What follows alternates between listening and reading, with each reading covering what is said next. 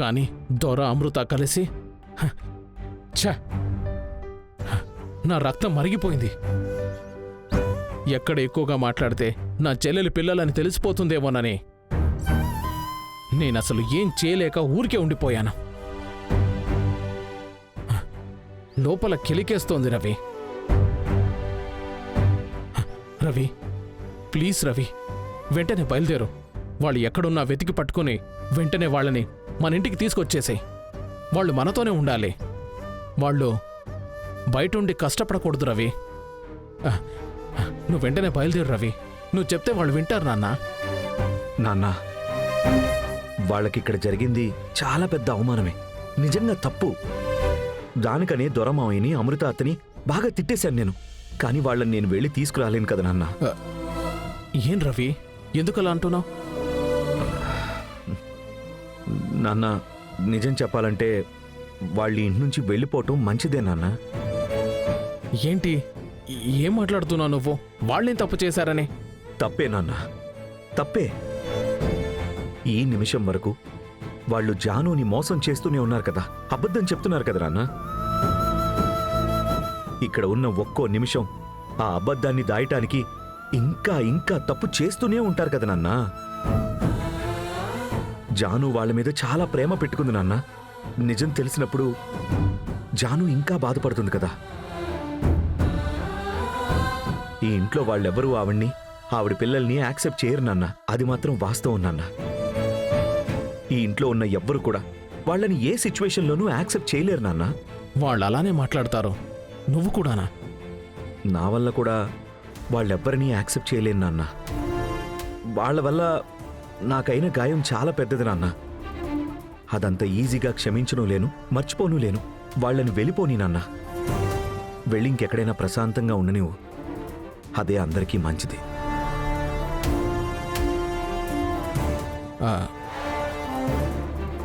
రవి, నువ్వు పోనీ అని చెప్తోంది బంగారుని కలిపేనా?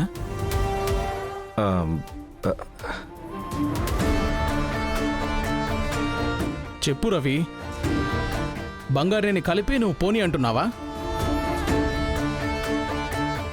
అవునన్నా. రవి,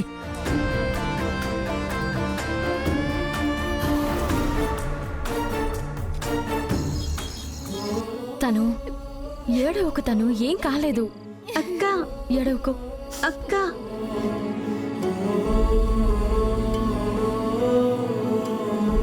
బంగారి,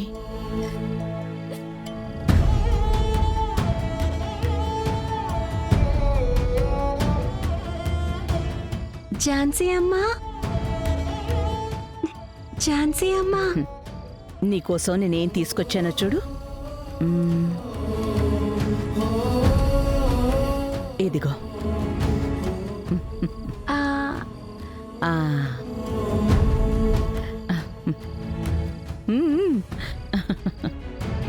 జయ, జయ, ఝాన్సీ అమ్మ వచ్చారు. నువ్వు లోపలికెళ్ళు. లోపలికెళ్ళి దాక్కోపో. పో. ఝాన్సీ అమ్మ,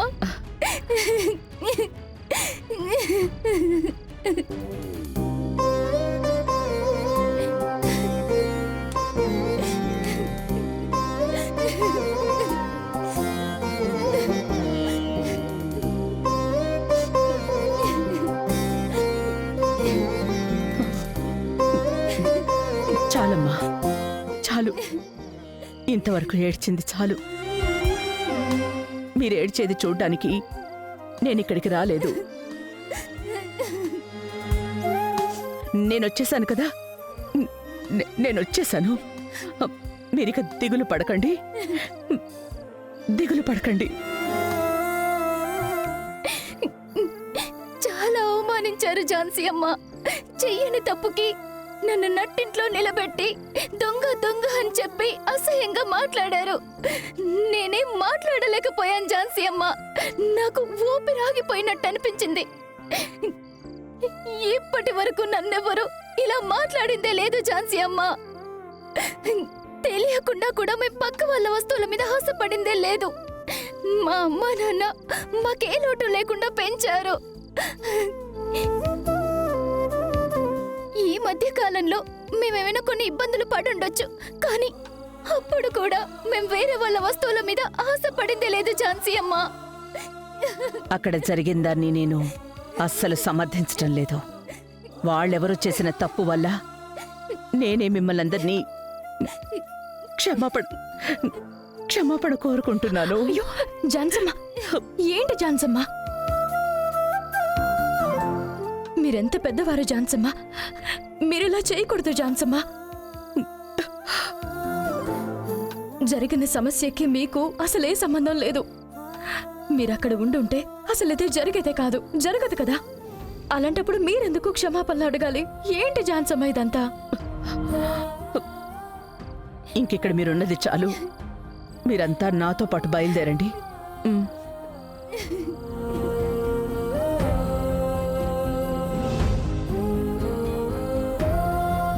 ఇంట్లో అందరి చేత మీకు క్షమాపణ చెప్పిస్తాను. మీరెవ్వరూ లేకపోతే ఆ ఇల్లు ఇల్లులాగానే లేదు. బయలుదేరదాం పదండి.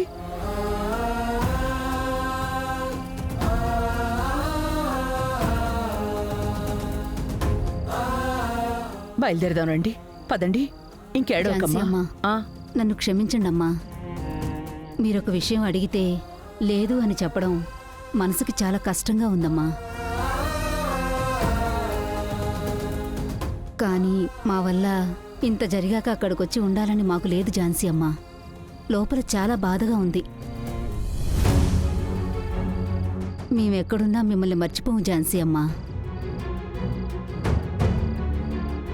మీకెప్పుడైనా మమ్మల్ని చూడాలనిపిస్తే ఖచ్చితంగా మేమే వచ్చి మిమ్మల్ని కలుస్తాము.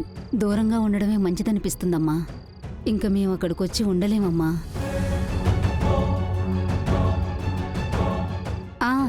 బంగారి ఇప్పుడు మీ ఇంటి అమ్మాయి. మొహమాటం లేకుండా తన్ని తీసుకెళ్లొచ్చమ్మా. దానికి నేను అడ్డుపడను. నిజానికి బంగారి మీ ఇంట్లో ఉండడమే మంచిది. ఇందాక నేను కూడా అదే చెప్తున్నాను. ఈలోగా మీరొచ్చారు.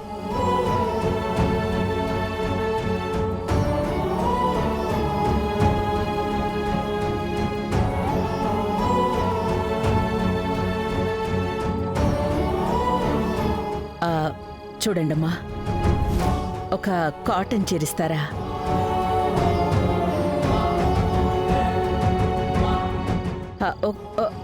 ఒక కాటన్ చీర లేదా? ఎందుకు ఝాన్సీ అమ్మా? ఇవ్వండమ్మా.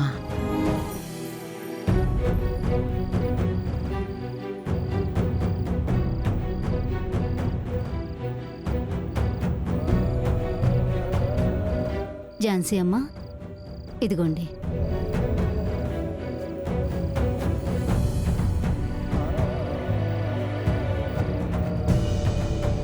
అమ్మా అమ్మా అమ్మా, ఆ రూము కొంచెం దుమ్ముగా ఉంది.